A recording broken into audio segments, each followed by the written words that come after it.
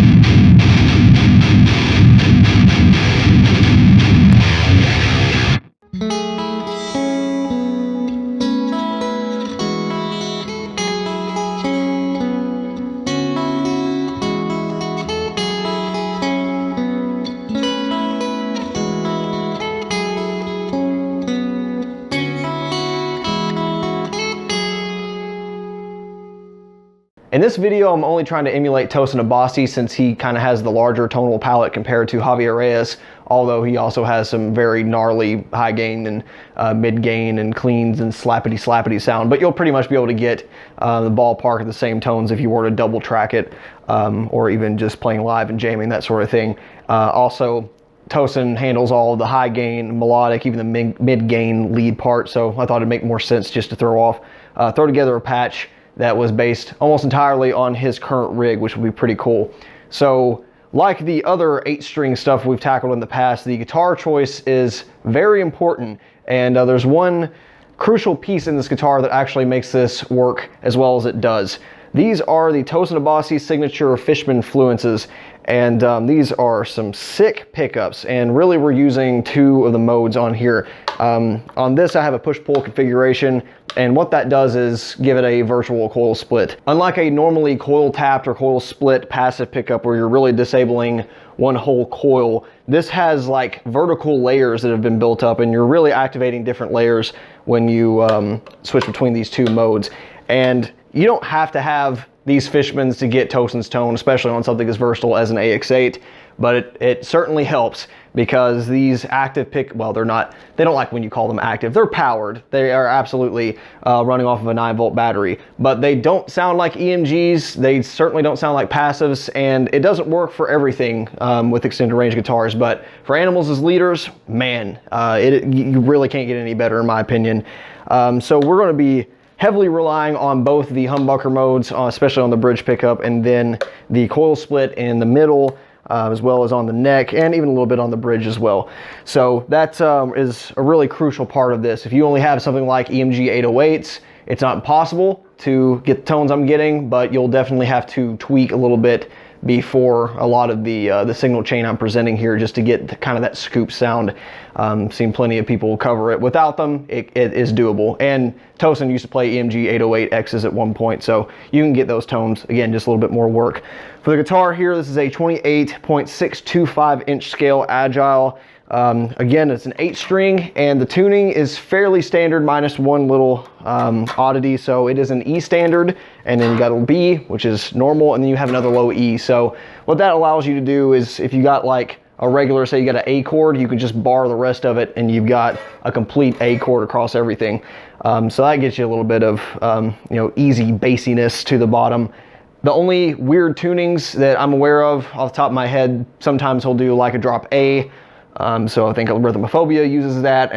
I know KFO uses a drop D on that string. So, if you've got like a Floyd Rose or a Kaler like I do, you better adjust it to where your fine tuning can get that range. But other than that, that's pretty much it for the guitar. Any 8-string or even a 7-string, if you're not going that low, will work for most of his material. I also find that the pick is crucial to this. Not all of them work for 8 strings in general for me, but especially for Animals as Leaders, I'm using basically the same kind of pick he is. It's worn so you can't see it. It's a sculpted prime tone Dunlop pick. These are among my favorite. They're a little pricey if you're coming from like a regular Tortex, but man, are they worth it. They just sound phenomenal. They've got that stiffness. They still got a little bit of give for the lead work. Works really great for this application. One final disclaimer before we get into the guts of this patch.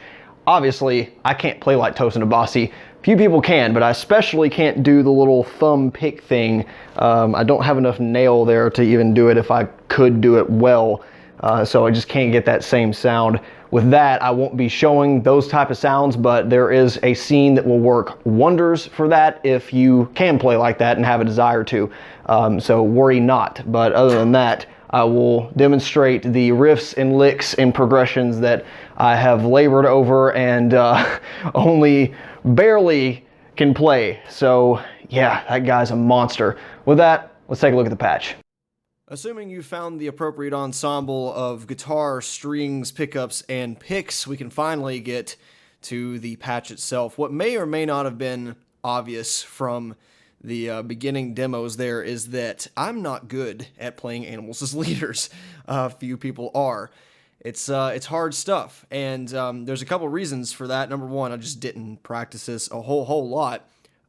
Number two is while making this patch, every time I would like sit down to try to like, okay, let's get some riffs nailed down for the video, I would just become so inspired by the sounds that I'd end up like working on my own material and writing based off of it, because some of these tones are just fabulous. Some of it's because I'm working with models I either haven't worked with, or that I'm using in a different application than I have in the past, or they're just, you know, all around the application of like the effects are different.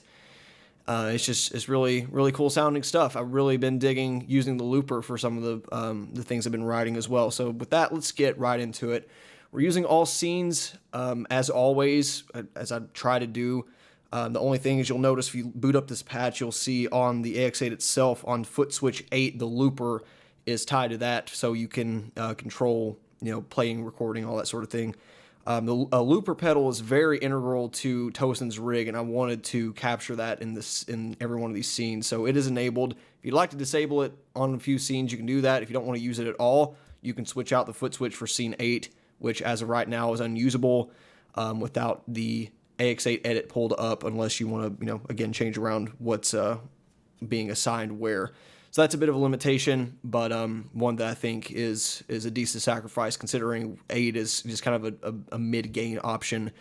So Tosin actually uses the looper in a live situation just as a bit of a challenge. So stuff on like KFO, he'll record the sweep arpeggio and then play over it, then play the tapping part, then play over that kind of stuff. So pretty cool. Definitely not what I would normally do, but it's there if you'd like to get as close as possible. So every scene has its own sound, and as you can see, we are using basically an entire row.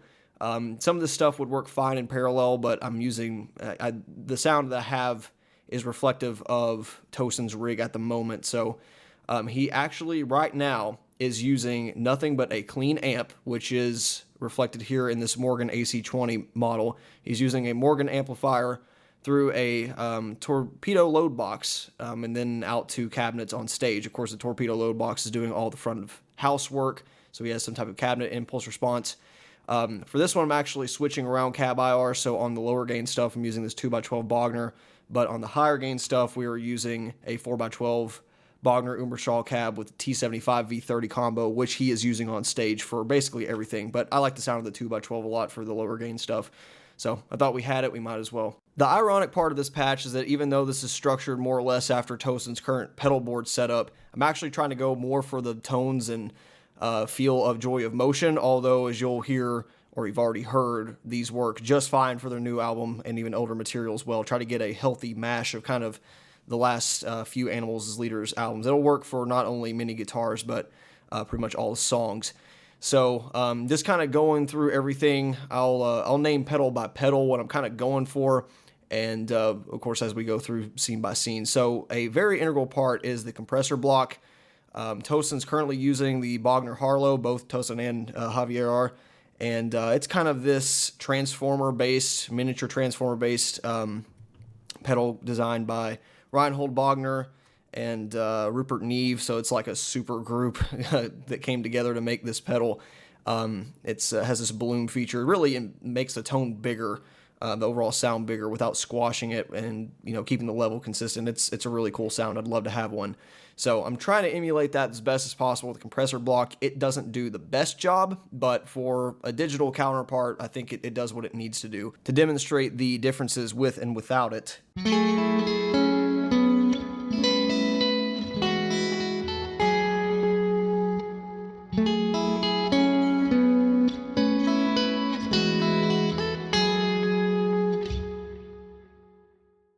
Matching the levels of every string is kind of an important thing for Tosin's almost synth-like guitar tones on his clean, so that's pretty integral. It is off on the higher gain stuff, but I do tend to keep it on leads and especially cleans. The filter block here is sort of a finger pick emphasizer, I guess you could call it.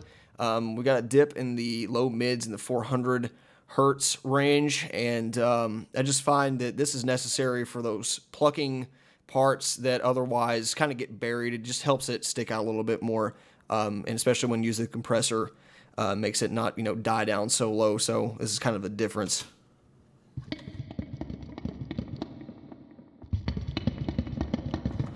So you can hear even on palm muted parts, it just has a little bit more oomph to the bottom end, a little bit more presence, and all that's before the amp. So it's not really affecting any of those ice pick frequencies too bad on the amplifier itself.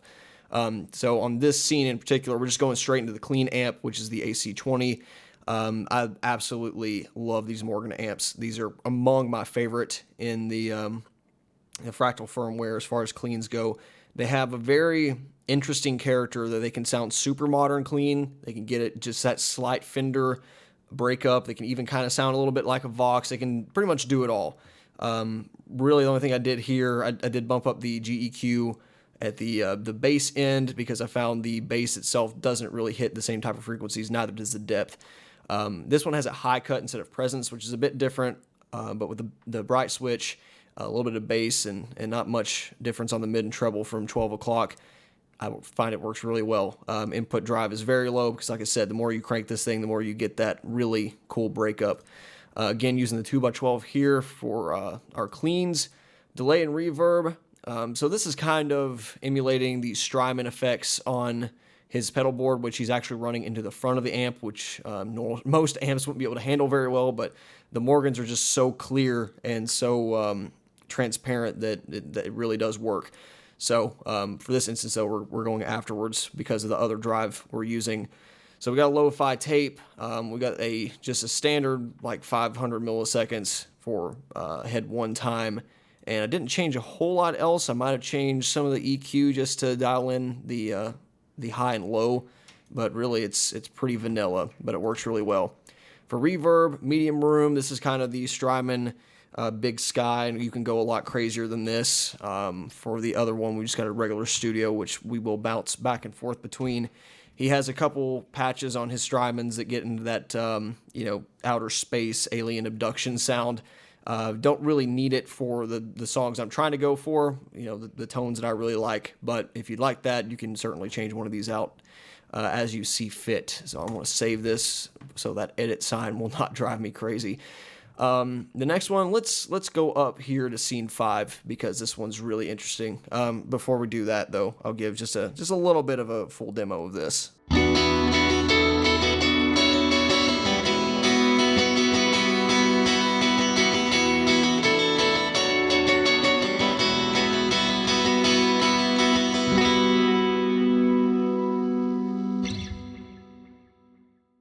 Scene 5 may be one of the most interesting presets I've ever created because it is so outside of the norm for me. So we are going back to the 4x12 Uber. We're staying on the clean amp, threw in a gate here for the pedals that fall before it. So the first thing we're going to do is this 900 hertz peaking filter with a little bit of overall level boost, and then we got a low cut at 240. So this is basically emulating the Horizon Devices precision drive that's on his pedal board, which I don't know what that EQ curve looks like. I don't know how much clipping is occurring in that pedal. So what I thought I would do is get a very similar curve to the Fortin 33, Fortin Grind pedals, and tweak it by ear. And I found this works really well. On, I think his Protone pedal, one of the low cuts is 240 hertz, so I just chose that. It works really well with these pickups. So that kind of gets your gent going. So what are we using for high gain? Well, this is something I would normally never do, but I love the results, as counterintuitive as it may seem from the beginning. We're using a distortion pedal, a drive pedal here. So this is the Shred Distortion. It's a Marshall, based off of a Marshall distortion pedal. And it sounds great, man, especially when boosted. Going straight into it, it's a little low gain for me. It's, kind of dull.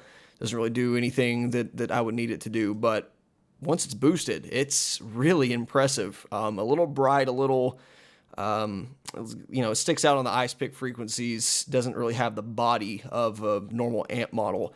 Of course, that's probably somewhat to do with the interaction with this Morgan model, but it really works very well for high gain stuff. So barely enough drive just to keep it alive, basically. Very low on the level because we want the amp to do a lot of the work. Then we've got a bunch of adjustments to low and high cut. Some of these, like tone, this would normally be at 12 o'clock. Some of this stuff you just couldn't tweak on the actual pedal, but we don't need it to, because what we're actually trying to emulate is one of two Friedman Brown Eye OD preamp distortion overdrive things on Tosin's pedal board. This is why I don't like, we need standardization for when we're talking about this kind of stuff. But basically it's trying to emulate the preamp channel of a Friedman BE amp, and does a very good job of it if that's all he's using in front of a clean tube amp. We are using, again, some of the stuff that you wouldn't be able to use on the pedal itself because he's using an external EQ to get some of the mids dialed in. This one's a little heavy on the mids because it's Marshall, so dialed that back a little bit, dialed back the treble, and played the low cut and high cut, and this is the result.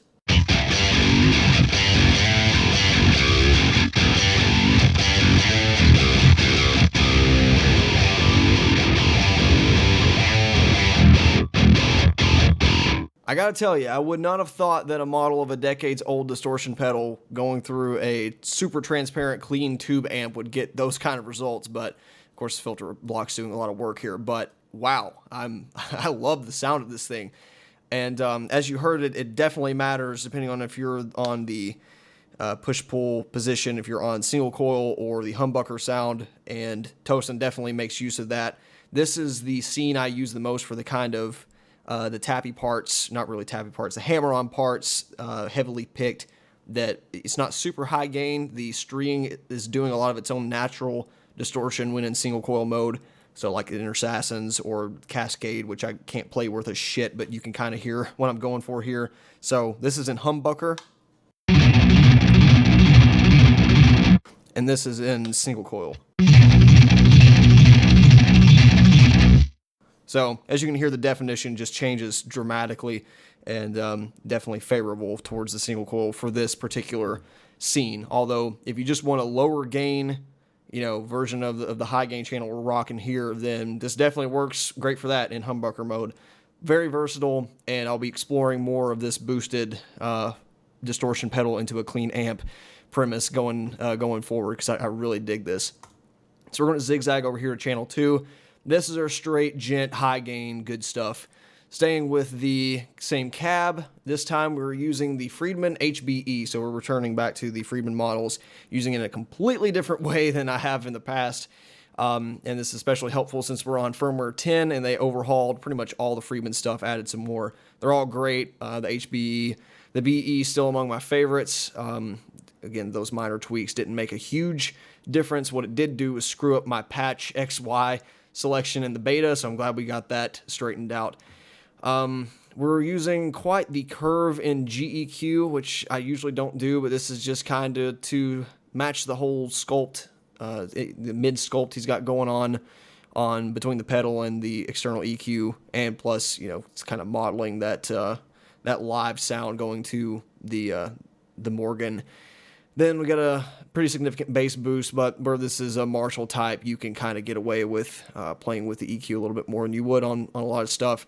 Also, because it's a Marshall type, turning up the master volume too high makes it a little too lower mid heavy for my liking, so we're going to keep it on the low side.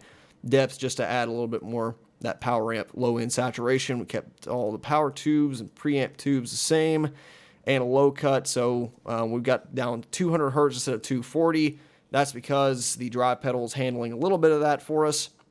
So I deliberated probably the most in this patch over what this should be. I settled on a T808, Tube Screamer 808 model, which I normally wouldn't do for 8-string stuff. Normally I would just do like a clean boost thing and try to preserve as much character of the amp as I can, but I found that on the typical, modern high gain guitar sound thing, it works pretty well once you sculpt out some of the frequencies to get it all djenty. And this is basically the controls of his signature Protone pedal, which he doesn't endorse anymore, but still kind of does the same thing as his modern tone. So no drive, basically no clipping. Tone almost max, just to dial back on to control some of the guitar high end. Level all the way up, and then the bass, middle treble, and mid frequencies where I started playing with it to get some of that more accentuated high end, to dip the mids from the ha sound to the G. I guess that is the definition of gent, but I'll try to refrain from using that word from as much as possible in this video. And I think the results are really good, so this is what it sounds like.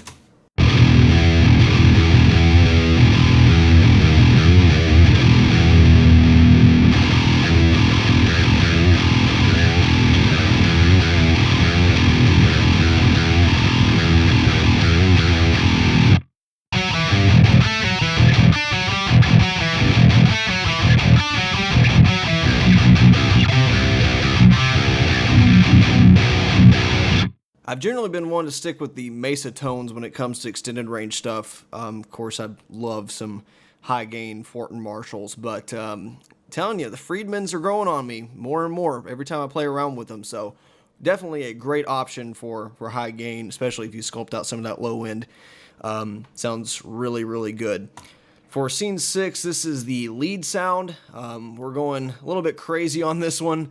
We got the compressor back on. Matter of fact, I believe this is a different model. It is. So we're using the Y instead of the X on scene 6.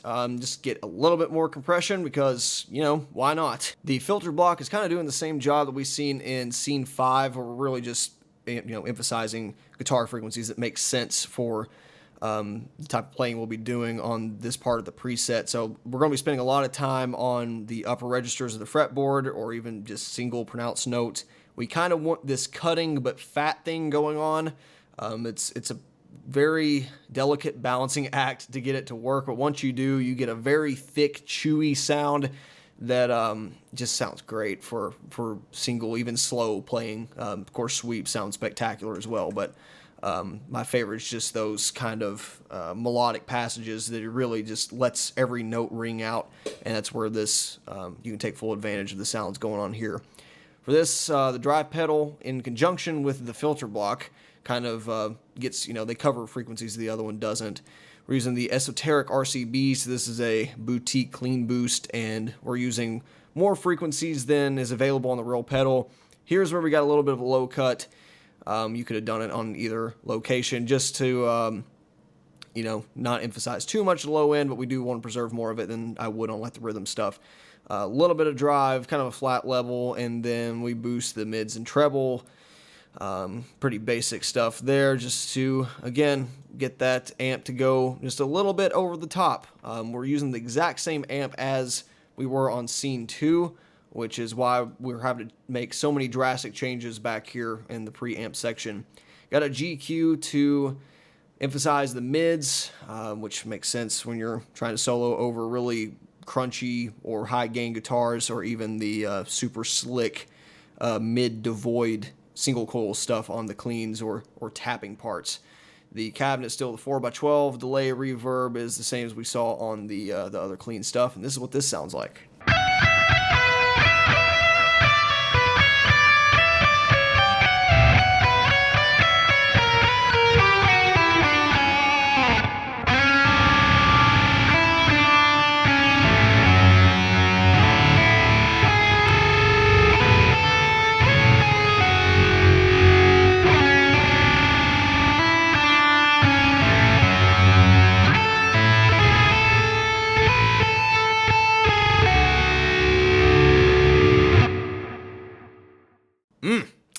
juicy stuff right there. So this is kind of overall trying to emulate this sound made by a pedal called the Lectique something or other. It's a Japanese boutique pedal company. Makes a couple of models. They're about the size of like a Moore pedal. Sound pretty good, and they do have that very pronounced mid hump that we're trying to achieve here, and just cuts really well when boosted a little bit. So very much like this. I tried to, as with most of the other scenes in here, but especially this one where this is trying to cover all of these high gain parts, tried to make the EQ and overall feel sit in the middle of all of their albums. So it kind of works for Weightless, it kind of works for the first album, it kind of works for Joy of Motion, it kind of works for, Madison Mini. It's not perfect for any of them, but if you heard that, someone plays Animals as lead, they'll be like, oh yeah, that sounds like Tosin. So that's the whole deal with that. Scene 3, this is when we start to get into some of the mid-gain or lower mid-gain. I don't even know how you pronounce or how you classify it. We've got a blues OD in front of the Morgan here, which it doesn't have a terrible amount of gain, but once you drive it all the way up, you can get in some nice crunch territory. Still on the 2x12, still using the same delay reverb, and I don't use this one particularly all that much. There are a couple instances that he uses it live and on some iconic songs, though, so maybe you'll find uses for it, but very, very cool sound nonetheless.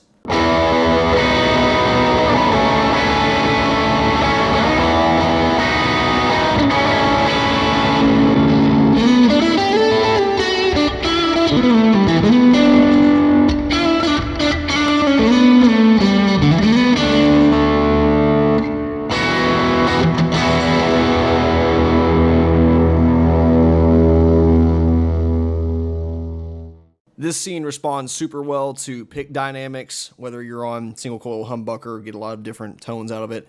And especially helps because the compressor block isn't on. This is kind of a Holdsworthy rhythm thing, which I like a lot.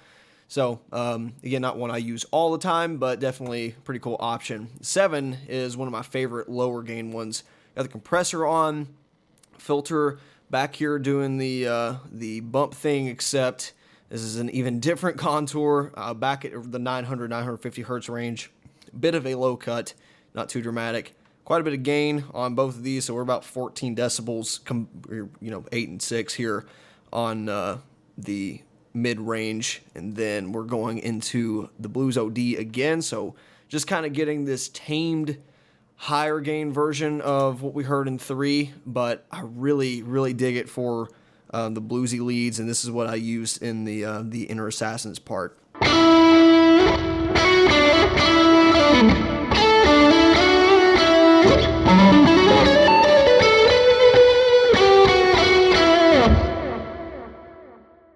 Scene 4 is kind of a higher gain version of Scene 1. Got a little bit of breakup.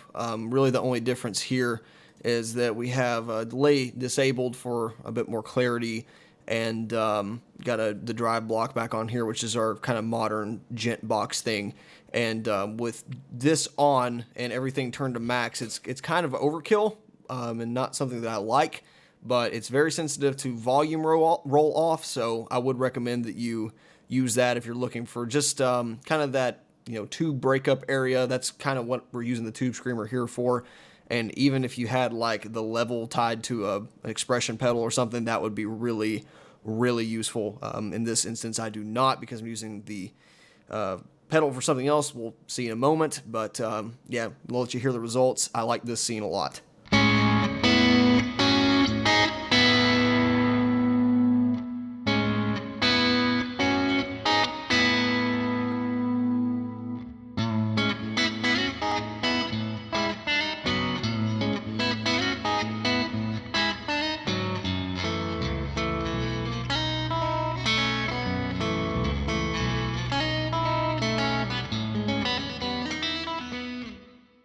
Another super versatile scene when paired with the right guitar. Absolutely love this one.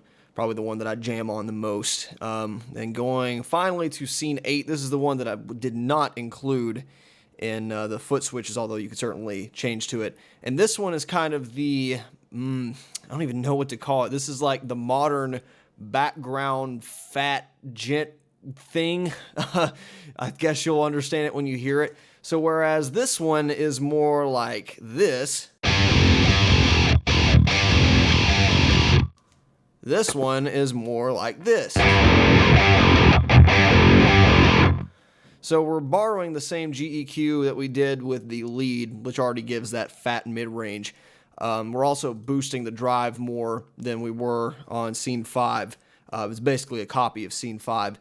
And then instead of, we're using the X instead of the Y filter, which gives us a much larger range there. And we're using the compressor as well. So this would be like in the background of, I think there's a couple in Arrhythmophobia that are kind of like sounding like that, that are either double or quad tracked.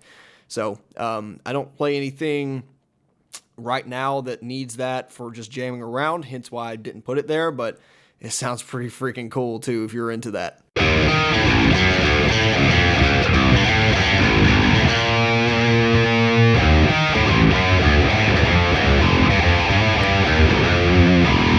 So that is all the scenes, and this is probably not going to happen the first try, but I would like to demonstrate how cool this freaking looper is.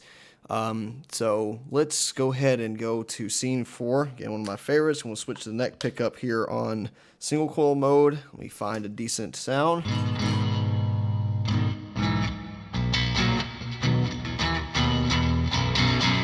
Pretty much perfect, what I want. So what I'm going to try to do is tap tempo, get the right thing. I'm going to play a second just to make sure it sounds right.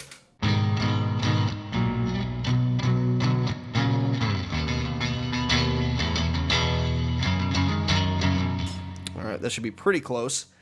Now I'm going to turn the metronome on, so this is going to be super annoying for you guys. Apologies for that.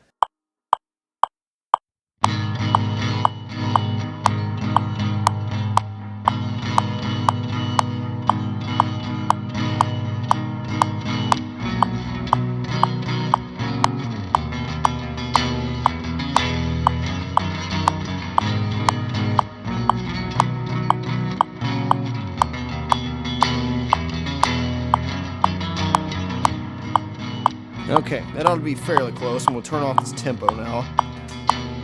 Okay, so got the tempo turned off, and basically I'm going to go here to scene 7, and this is going to do absolutely nothing for you guys. Probably makes sense if I record this with the mix lower. We're going to hit it from the top from here, basically.